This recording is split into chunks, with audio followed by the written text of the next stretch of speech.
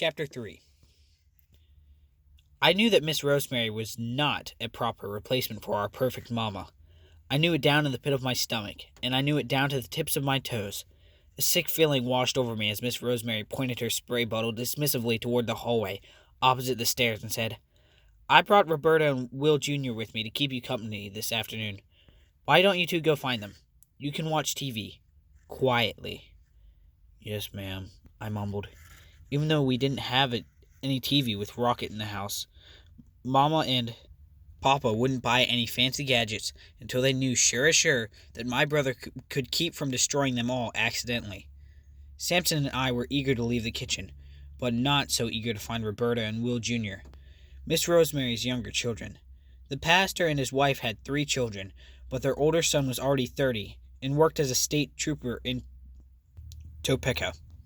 No one talked about him much. Roberta, who everyone but her mother called Bobby, was 16, and probably only came over that afternoon because she had hoped to find Rocket at home.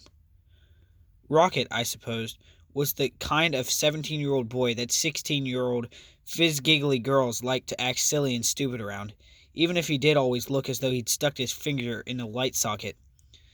"This is so lame," Bobby was saying as we entered the room. "I can't believe we had to come here." Bobby and Will Jr. had never been over to our house before, and were making themselves busy by poking and peeking and prying.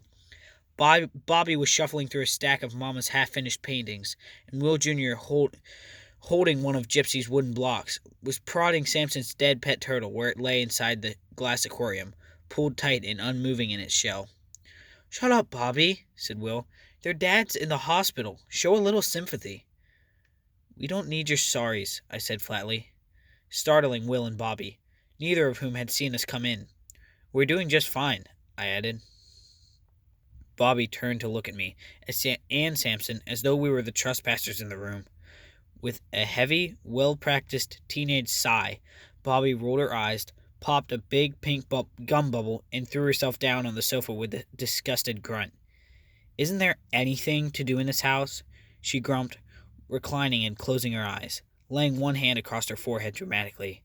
I noticed that Bobby had glitter eyeshadow and that her right eyebrow was pierced.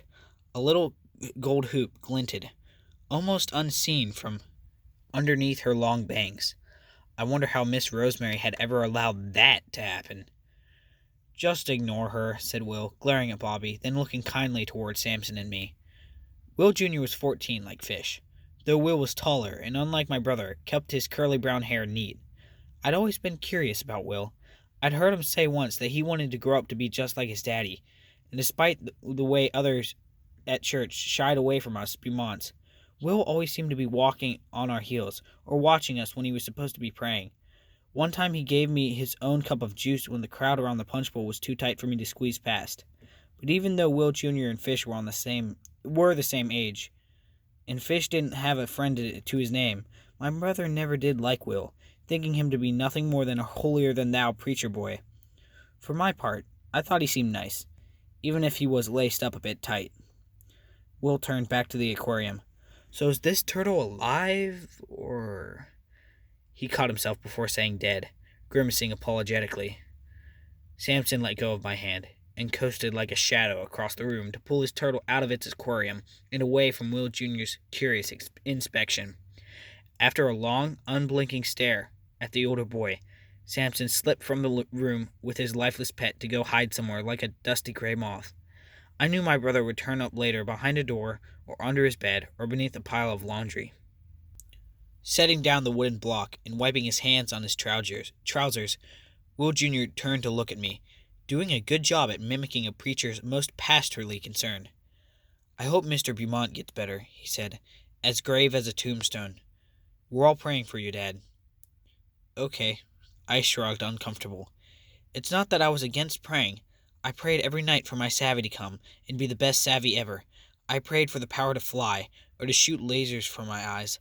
I also prayed for Grandpa Bamba, and for Gypsy when she caught the croup. It's just that it hadn't yet crossed my mind to pray for Papa, and again I felt selfish and shamed, and bad enough to have a house come land plop down on me, leaving nothing but my feet sticking out. That's just how wicked I felt. Crossing the room, Will Jr. placed one hand on my shoulder in a weird, grown-up kind of way, leaning forward with a tilt of his head like he was checking my eyes for tears. "Mother brought you meatloaf," he said, as if that fixed everything.